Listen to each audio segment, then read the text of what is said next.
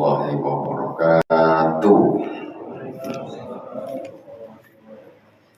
Alhamdulillahirabbil alamin wassalatu wassalamu ala sayyidil mursalin wa ala alihi wa sahbihi ajma'in. Allahumma shalli ala nuril anwar wa sirril asrar wa tiryakil awliya wa miftahi babil yasar sayyidina wa maulana Muhammadin al-Mukhtar wa alihi al-adhar wa ashabihi al-akhyar adada ni'amillahi wa ifdalihi amma ba'd. Ila hadratin Nabi Mustafa Muhammadin sallallahu alaihi wasallam wa jami' ikhwanihi minal anbiya wal mursalin wa sahabati wat tabi'in wa tabi'in wa jami'il awliya was sahada was salihin wa jami' masyayikhina fid din nusul Nabi Sayyid Muhammad bin Arabi al-Malik al-Asani wa Sayyid Ahmad bin Sayyid Muhammad al-Malik al-Asani wa ila al-Imam Muhammad bin Muhammad al-Ghazali amaddanallahu bi madadihi wa fada alaina min barakatihim wa anwarihim wa ulumihim Bidini wa dunya wal akhirati bisirril Fatihah. A'udzu billahi minasyaitonir rajim. Bismillahirrahmanirrahim. Alhamdulillahi rabbil alamin. Arrahmanir rahim. Maliki yaumiddin. Iyyaka na'budu wa iyyaka nasta'in. اهدنا الصراط المستقيم صراط الذين أنعمت عليهم غير المغضوب عليهم ولا الضالين آمين. Bismillahirrahmanirrahim. Jamaah Masjid Al-Hikmah yang dirahmati Allah Subhanahu wa taala, kaum muslimin dan muslimat di mana saja berada yang dirahmati Allah. Kajian kita malam hari ini Al-Arba'in fi Usuluddin dari Imam Al-Ghazali rahimahullah taala sampai di bab at-taubatu minadz dzunubi kullihi wajibah. Jadi bertobat atas segala dosa itu hukumnya wajib. Kemarin kita sampai kepada pembahasan bata'atu shaghiratu bi asbabi. Dosa kecil itu bisa menjadi dosa besar dengan beberapa sebab. Ya. Pertama yaitu orang hamba tersebut pelakunya meremehkan dosa itu, alah apa-apa dosa kecil. Itu meremehkannya itu, jadi kok melanggar aturan Allah, perintah apa larangan Allah kok dianggap diremehkan itu. Kemudian asurur biha watabaju bisa babiha. Yang kedua, dosa kecil bisa menjadi nilainya seperti dosa besar ketika dia setelah melakukan dia merasa gembira, dia bangga, dia telah melakukan. Walaupun itu dosa kecil tapi bukan bangga-banggaan, dia bangga, dia gembira dia. Yang ketiga, ayat tahwa Nabi Sallallahu Alaihi. Kemudian dia meranggap, meremehkan, gak ditutupi, gak apa-apa. Maksudnya Allah gak nutup, gak apa-apa. Nah, ini gak apa-apa, dosa kecil aja. Orang tahu pun tak apa, gitu. Ini juga menyebabkan jadi dosa itu menjadi nilainya seperti dosa besar. Kemudian yang keempat yaitu ayyujahira min dzambi wa yudhhirahu ayyadhkuruhu pada fi'lihi, yaitu orang tersebut terang-terangan melakukan dosa tersebut di hadapan orang. Jadi dia dosa ini terang-terangan dia, walaupun itu dosa kecil sengaja dipamerkan dia ataupun dicerita-ceritakan dia dan melakukan dosa diceritakan sama orang-orang. Walaupun itu dosanya kecil, tapi ketika itu diceritakan, itu kan namanya menghina Allah. Kau ini udah melanggar larangan Allah, kau bangga-bangga kau cerita-ceritakan. Ini menjadi nilainya, dosanya aslinya dosa kecil menjadi dosa besar. Sekarang kita masuk yang kelima. Sebab apa dosa kecil itu bisa menjadi nilainya seperti dosa besar? Yaitu al-khamisu an-tasdura saghiratu an alimin yubtada bihi falahu alimun li'annahu yabqa ba'da mauti fatuba liman mata wa mata ma'u dunubu. Ini yang kelima ini.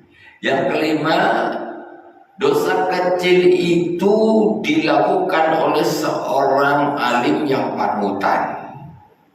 Ada tokoh agama panutan, dia melakukan dosa kecil ini.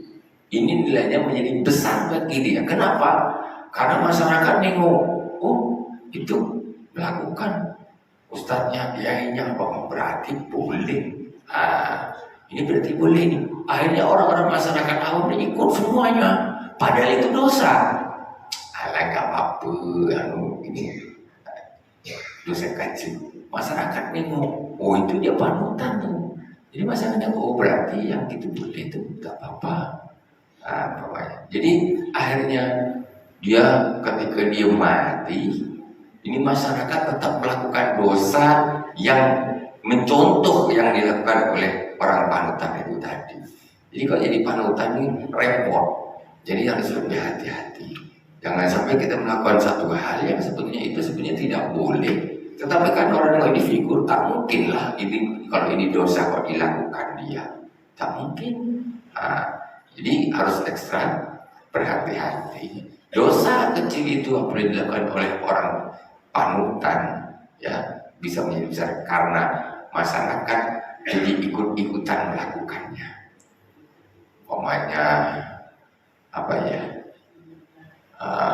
Membolehkan joget-joget perempuan, ya umpamanya di depan umum orang dianggap diperbolehkan, dia memperbolehkan umpamanya. Nah ini masyarakat lain ikut semuanya, oh boleh lah. Karena ada figur panutan itu membolehkan, akhirnya kata masyarakat boleh, akhirnya mereka melakukan orang-orang yang melakukan. Jadi dosa warisan. Makanya kata Rasulullah SAW, Rasulullah SAW bersabda, "Fatuba liman mata wa matat mahulunubuh." Beruntunglah orang yang mati dan mati bersama dengan yang dosa-dosanya. Maksudnya apa? Dia melakukan dosa itu tak dicontoh orang lain. Dia dosa memang dosa dia, siapa nak contoh dia?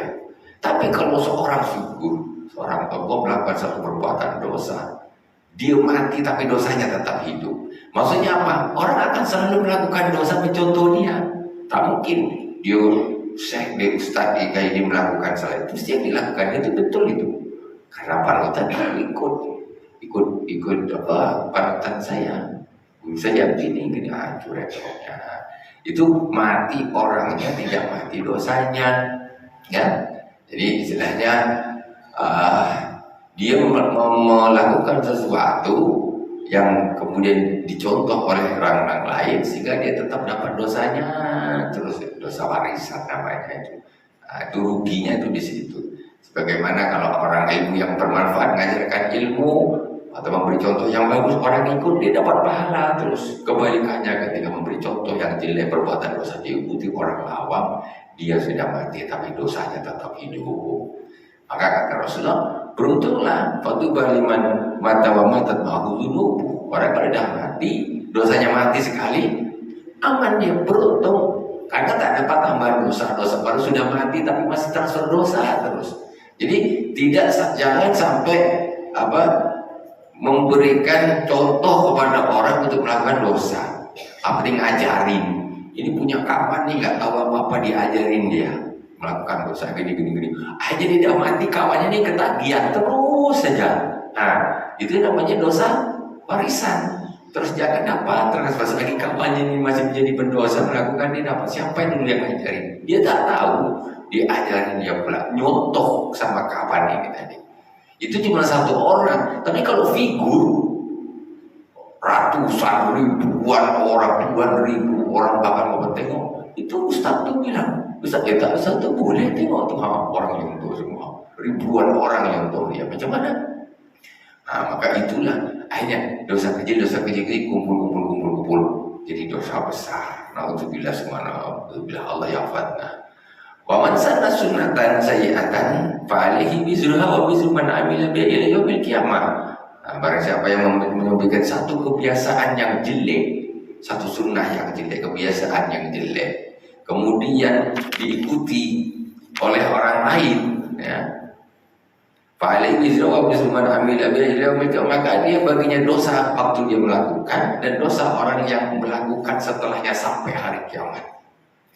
Jangan macam-macam ngada-ngada menciptakan satu kegiatan apa yang sifatnya dosa, hanya terus-menerus dilakukan orang terus. Masya Allah, menjadi dosa. Akhirnya orang-orang berikutnya katanya ini dari dulu udah boleh macam gini. Padahal mulai tahun berapa? 100 tahun yang lalu, 200 tahun yang lalu ada satu kegiatan baru yang dibikin, yang itu dosa tapi akhirnya menyebar ke masyarakat, diikuti terus. Masya Allah, itu ngeri. Nah itu sangat-sangat merugikan. Jadi waman sana sunnatan sayyidatan fa'alihi wizruha wa wizru man amila biha ila yaumil qiyamah. Bayangkan sampai hari kiamat, kalau dia memberi contoh itu, yang dosa itu dicontoh orang selama 1000 tahun, berapa juta orang, berapa miliar terus dapat. Ada amalnya dia berapa, dosa yang didapat kiriman itu berapa. Aduh ngeri, Masya Allah. Sekarang astagfirullahaladzim, banyak sekarang peristiwa hal-hal yang sangat kita bilang ini ya mengharukan luar biasa ya. Semoga Allah menjaga kita. Waruya anna ba'da ulama ibn Israil taba'an junubihi wa bid'atihi fa'awallahu ila nabi zamani anna dhanbaka law kana fima baini wa bainaka la ghafartu lak walakin kaifa biman adlalta min ibadi wa adkhaltahum nar. Jadi ada satu kisah diriwayatkan, ada seorang sebagian ulama Bani Israel, dia tokoh agama di zaman Bani Israel, bertobat dari dosanya dan bid'ahnya. Maksudnya dia melakukan satu kegiatan atau apa bid'ahnya, dosanya, kemudian dicontoh sama masyarakatnya, dicontoh. Akhirnya dia tobat, aduh tak lagi aku melakukan tobat, ya Allah, aku tobat habis tobat. Pokoknya dia tidak akan melakukan dia. Kemudian Allah Subhanahu Wa Taala memberikan wahyu kepada Nabi di zaman itu, ya, apa disuruh menyampaikan kepada orang ulama yang bertobat tadi. Kata Allah Subhanahu Wa Taala ini melalui lisannya nabinya, anna dzambaka law kana fima baini wa bainak la ghafartu lak. Jadi kalau dosamu antara kamu dengan aku, maksudnya Allah Subhanahu Wa Taala, aku dah ampunkan. Kau tobat, oke. Dosamu antara kamu dengan aku ampunkan, kata Allah Subhanahu Wa Taala. Walakin, tetapi kaifa biman adlalta min ibadi fa'adkhaltahum nar. Terus bagaimana dengan hamba-hambaku yang kau sesatkan? Dari hamba-hambaku, dan disebabkan kau contoh kamu itu tadi, fa'adkhaltahum nar, engkau telah memasukkan mereka ke dalam neraka. Ini yang bikin pertama dah tobat, ya. Sementara yang nyontoh terus kebablasan sampai masuk neraka. Tobat, kata Allah, antara aku dengan dosamu dengan dosa, aku terima, sudah aku ampuni. Tapi maksudnya dosamu ini yang menyebabkan kau ini, orang ini terus melakukan kejahatan, kemaksiatan sampai mereka masuk neraka. Ini sudah urusannya sudah lain. Karena ini dosa-dosa baru, kiriman untuk dirimu nanti. Kan ada orang begitu.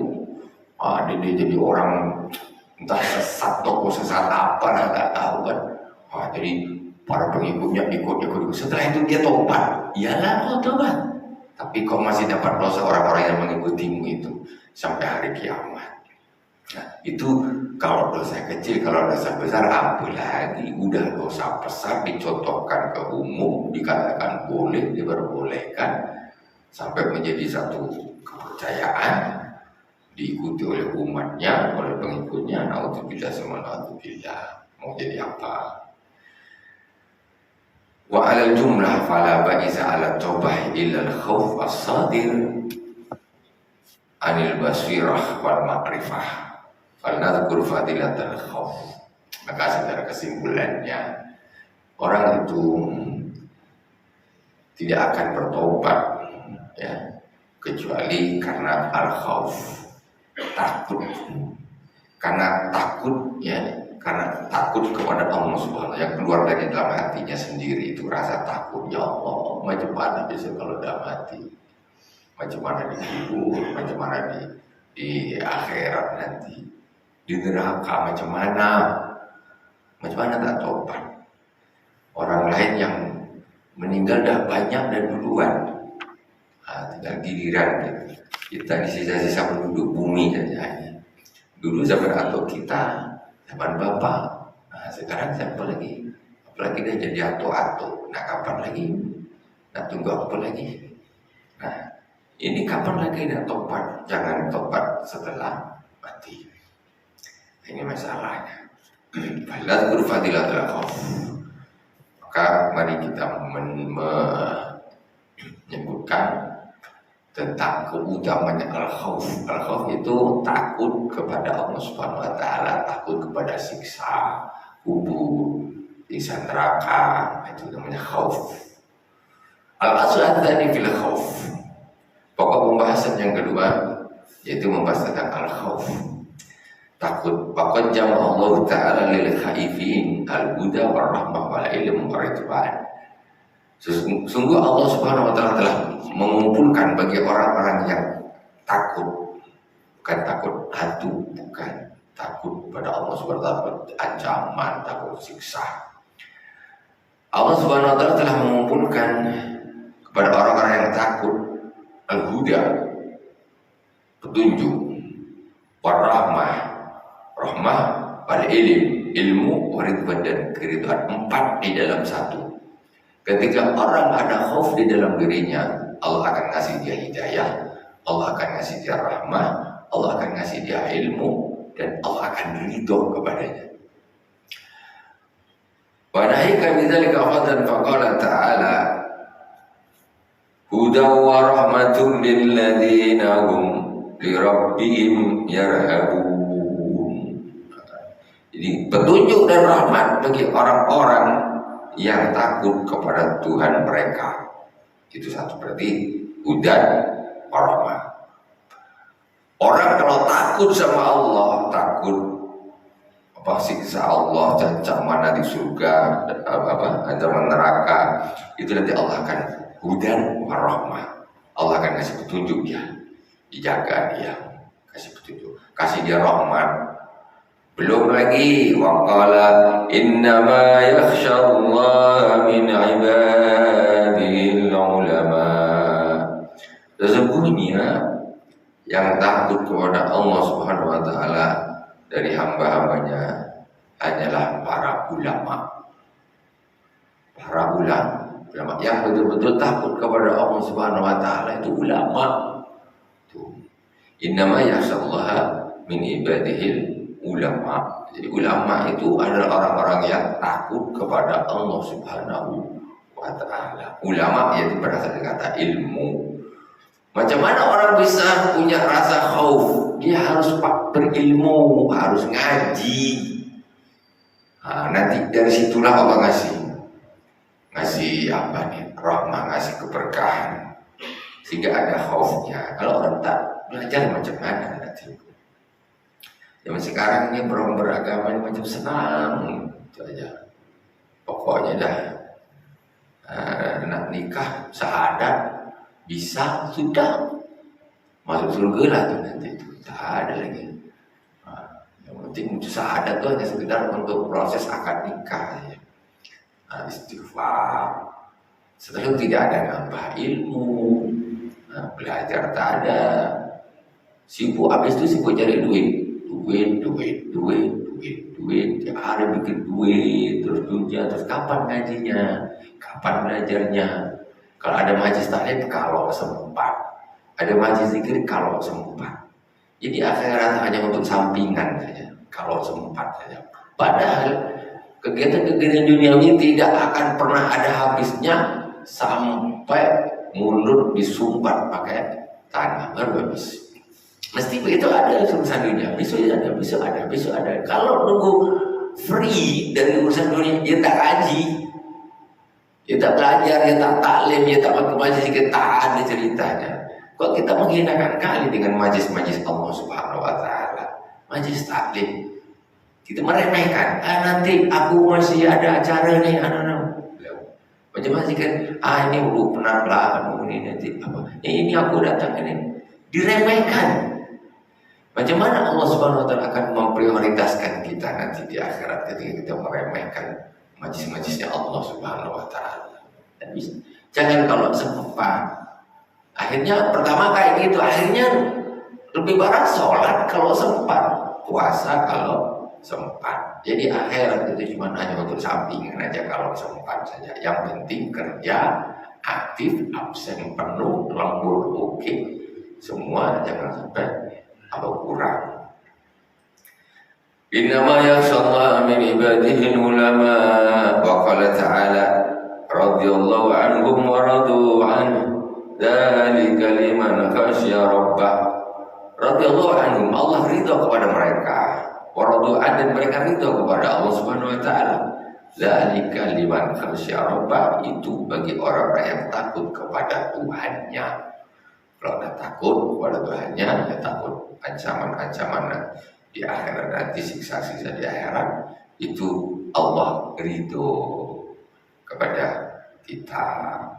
Itulah yang menyebabkan orang bisa taubat. Kalau tak ada kita mana ada bisa taubat. Kenapa tak taubat? Karena tak takut. Kenapa tak takut? Tak yakin. Coba orang yakin betul itu neraka atau siksa kubur tuh. Ada kuburan, kalau ada orang meninggal langsung ke depan, tolong sakit. Kita ada orang bermaksiat di dunia ini, tak ada. Begitu. Innalillahi wa inna ilaihi raji'un, jenazah masukkan ke kubur, orang-orang dengarkan di situ langsung. Yang disiksa terdengar disiksa, yang makin dengar makin. Kira-kira ada tak orang bermaksiat? Tak ada. Takut. Tak ada orang maksiat. Karena yakin sudah. Begitu orang dimasukkan di dalam kubur, ditinggalkan 7 langkah dari keluarganya, malaikat datang. Kedengaran di situ, pakai ditanya, kedengaran semuanya. Atau mungkin kalau mungkin bisa pakai mic taruh di dalam gitu, kalau bisa keluar, mantap itu, ya kan? Pakai mic wireless, Bang Taslim, taruh di dalam, sebagiannya taruh luar. Kita keluar jauh, kita 7 langkah, dengarkan. Mana buka kedengar. Besok masjid penuh semuanya, tak ada yang datang. Jangan cerita, mungkin itu. Kenapa orang tak mau tobat?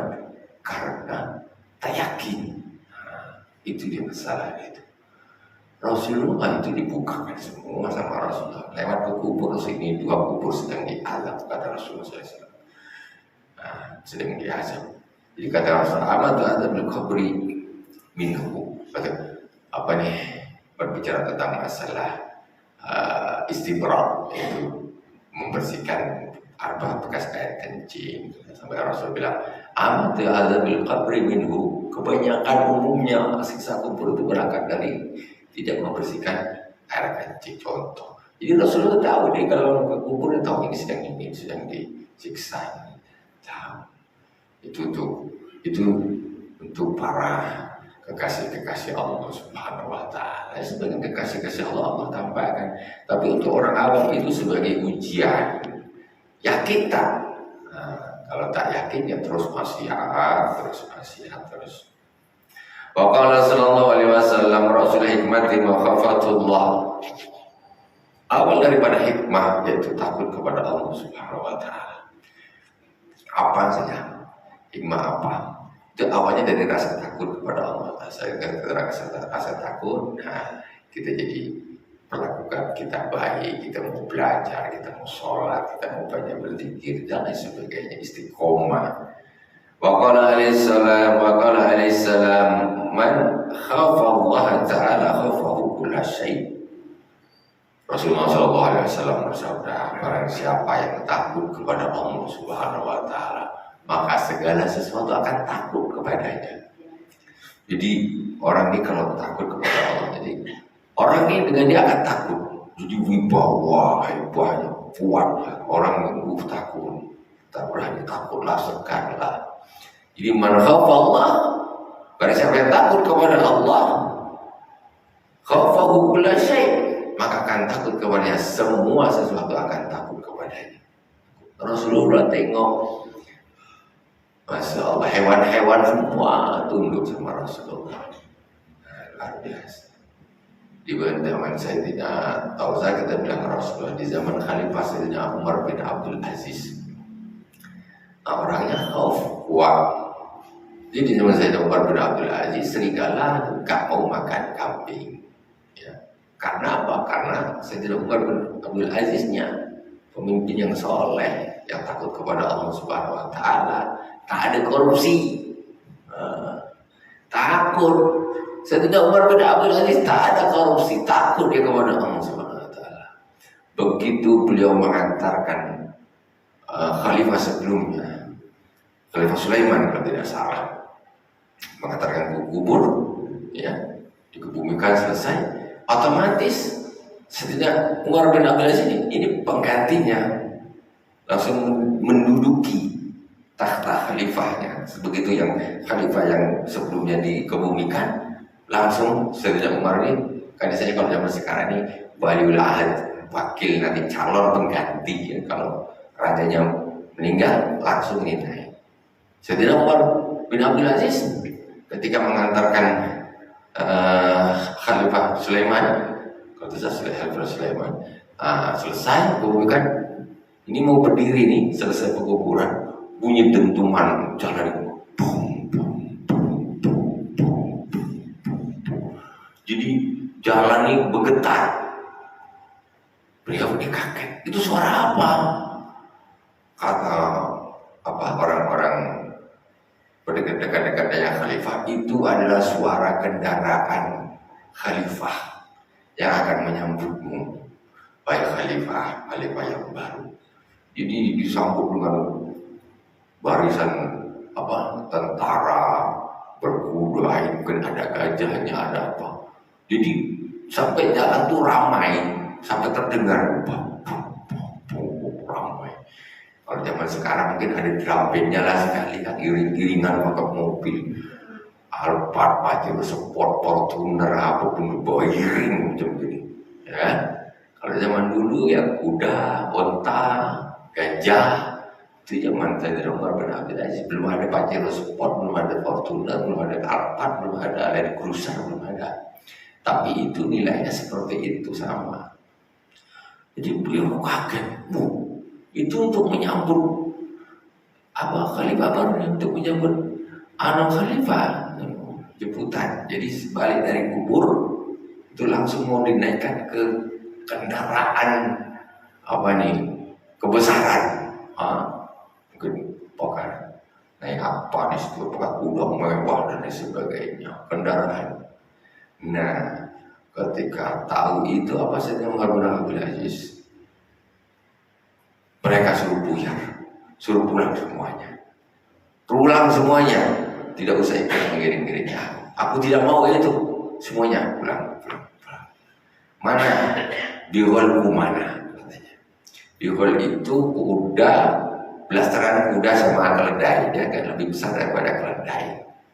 Nah, di hall mana? Tegangannya yang seperti biasa.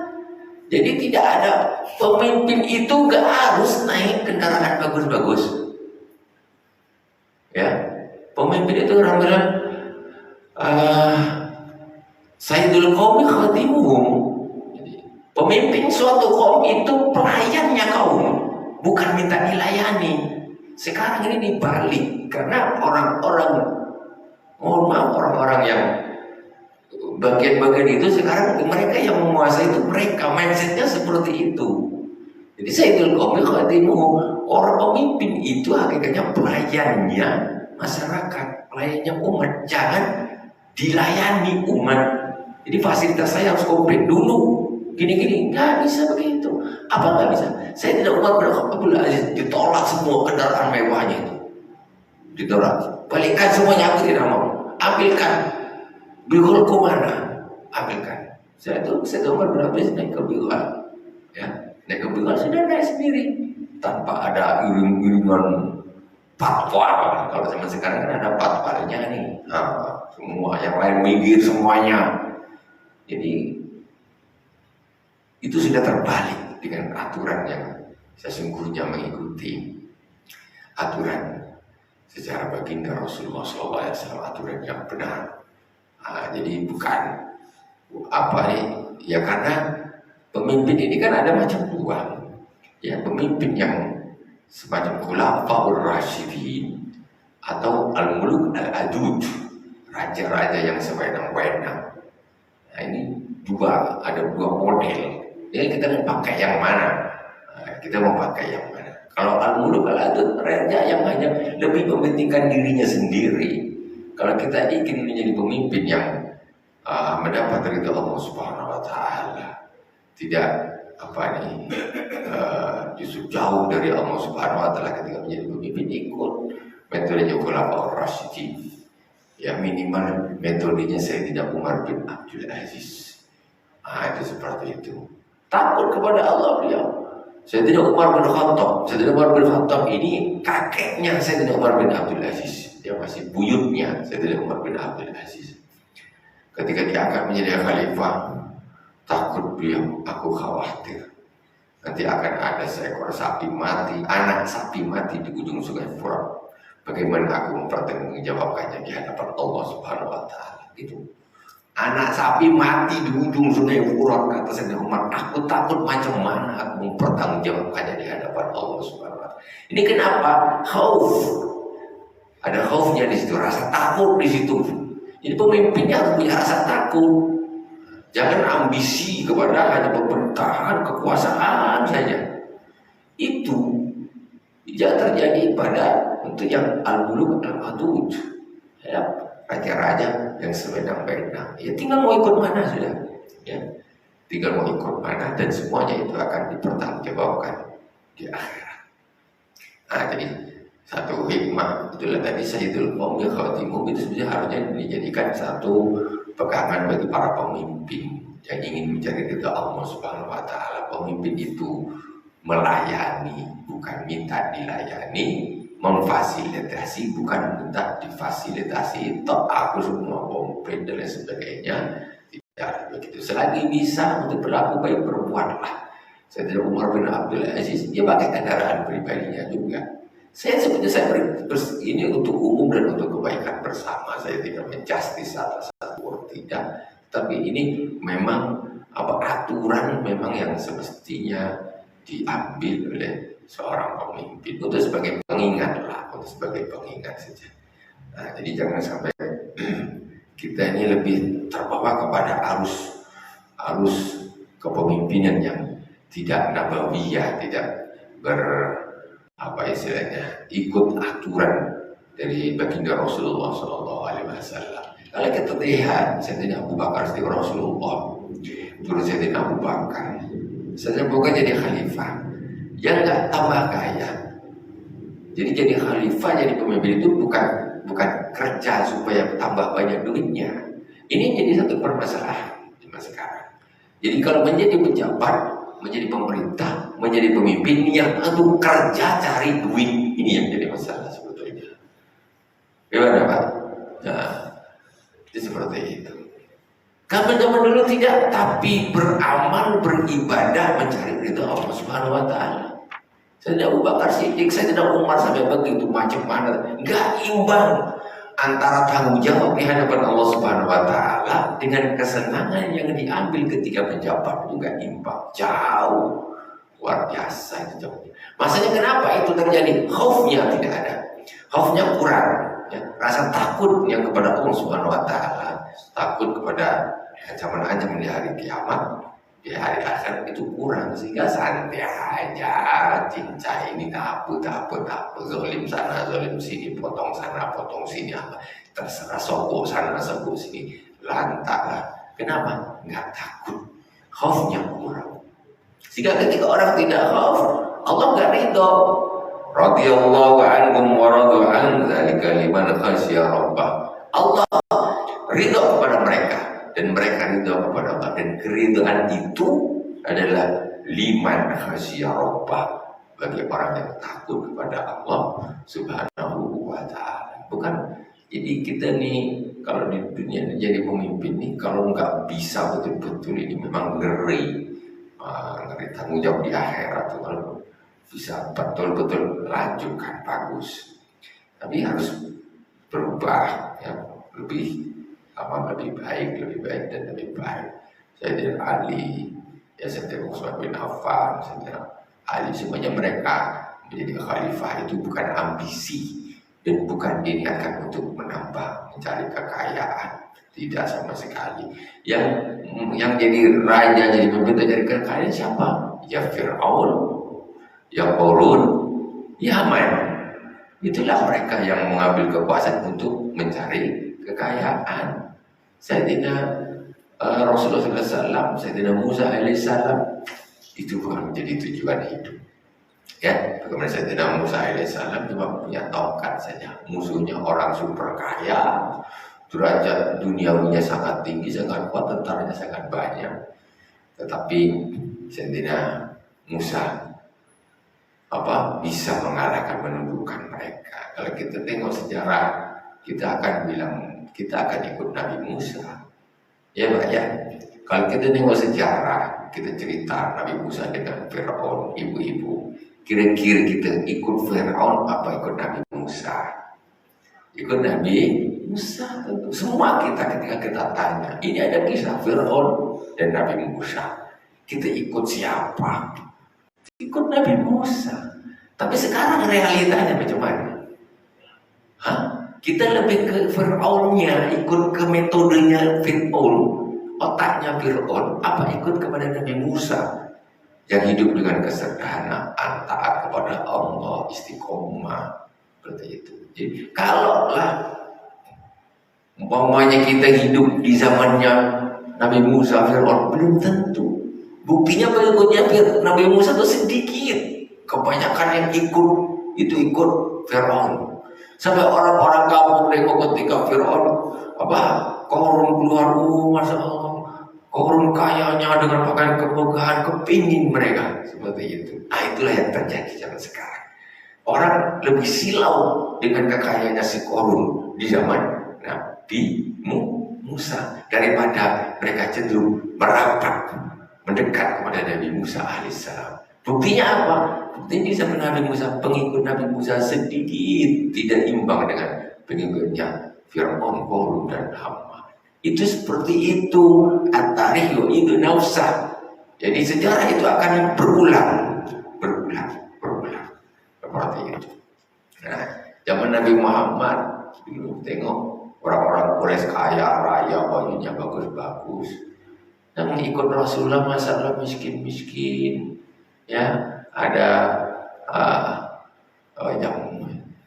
yang buta, ya, melarat, pakainya jelek. Ya.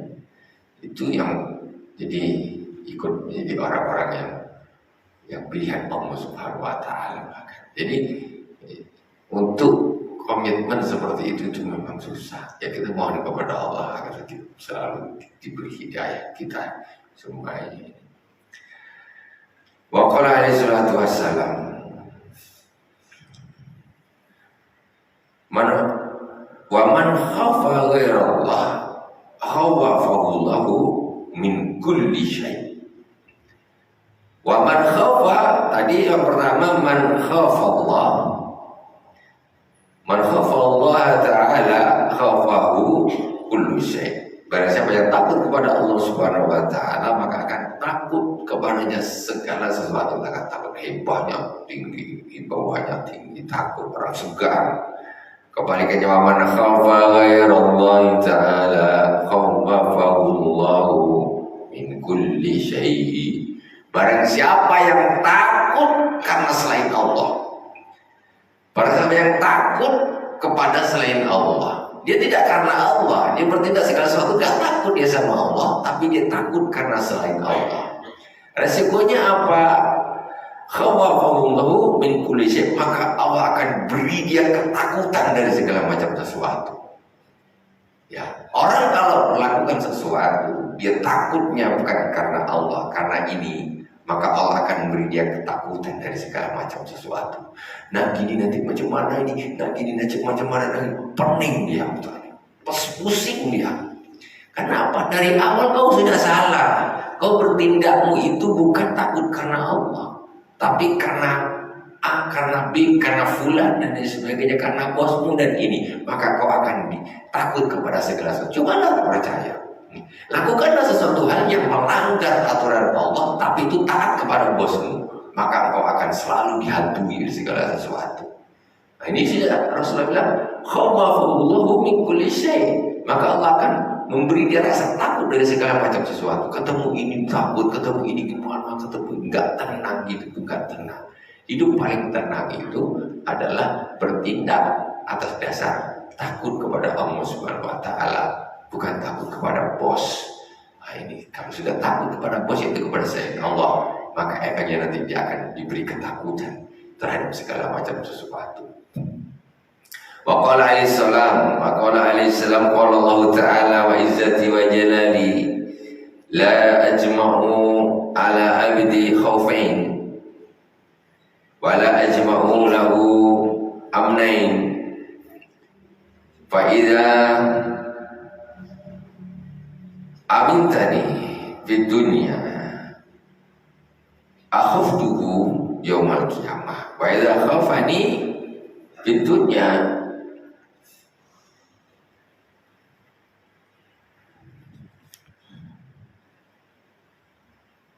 amantuhu yaumal qiyamah. Rasulullah SAW bersabda, Allah Subhanahu wa Ta'ala berfirman di dalam hadits qudsi, Allah berfirman, wa izzati wa jalali, demi kemuliaanku dan keagunganku, la ajma'u ala abdi khawfain, aku tidak akan mengumpulkan pada diri seorang hambaku dua rasa takut. Aku tidak akan mengumpulkan pada hambaku dua rasa takut. Jadi nggak mungkin dia takut sama Allah, takut sama ini, nggak bisa. Salah satu. Takut sama lihat apa bos saja. Kadang-kadang kan sama bos ini benturan. Bos ini minta aturan ini melanggar aturan Allah. Jadi kalau kau takut sama bos berarti kau takut sama Allah. Kalau kau takut sama Allah berarti kau takut sama bos. Jadi Allah tidak akan mengumpulkan dua rasa takut di dalam seorang hamba. Wala ajma'u lahu amnin, dan aku tidak akan mengumpulkan dua rasa aman pada hamba tersebut. Fa in amantani fid dunya akhaftuhu yaumal qiyamah. Jadi kalau dia merasa aman denganku di dunia, maka aku akan memberinya ketakutan di hari kiamat. Maksudnya begini, Allah tidak akan mengumpulkan dua takut di dalam seorang hamba, takut untuk ketakutan di dunia yang selain Allah dan ketakutan nanti di akhirat. Rasa aman di dunia dan rasa aman di akhirat itu berkumpul gak mungkin. Kamu cuma bisa satu, kau takut sama Allah atau takut sama Allah, kau takut, kau aman dengan Allah atau kau aman dengan orang lain. Kata Allah, fa idza amintani fid dunya akhaftu fil yaumil qiyamah. Kalau kau merasa aman dengan kau melanggar aturan-aturanku di dunia, maka aku akan memberimu rasa takut di akhirat. Gini loh. Ada orang melakukan maksiat ya aman-aman aja, santai aja melakukan kemaksiatan, slow, tak sholat slow, tak puasa slow, korupsi slow, zolimin orang slow, merasa aman dari siksaan Allah. Ini namanya aman. Barang siapa yang merasa aman dengan aku di dunia ini, kau melakukan kemaksiatan kezaliman di dunia ini, maka aku akan kasih dia rasa takut di akhirat. Di akhirat kau takut nanti. Kebalikannya, wa idza khafani fid dunya amantuhu yaumal qiyamah, dan barang siapa yang takut kepadaku di dunia ini, maka aku akan beri dia rasa aman nanti di akhirat. Di dunia ini takut kepada Allah, takut begini, takut begitu, maka di akhirat Allah akan kasih dia rasa aman. Kebalikannya seperti itu. Semoga Allah menjadikan kita orang yang punya rasa takut di dunia ini, sehingga Allah memberi kita rasa aman nanti di akhirat. Subhanallah wa bihamdik, asyhadu an la ilaha illa anta, astaghfiruka wa atubu ilaik. Wassallallahu ala sayyidina Muhammadin wa ala alihi wasallam. Alhamdulillahirabbil alamin. Wassalamualaikum warahmatullahi wabarakatuh.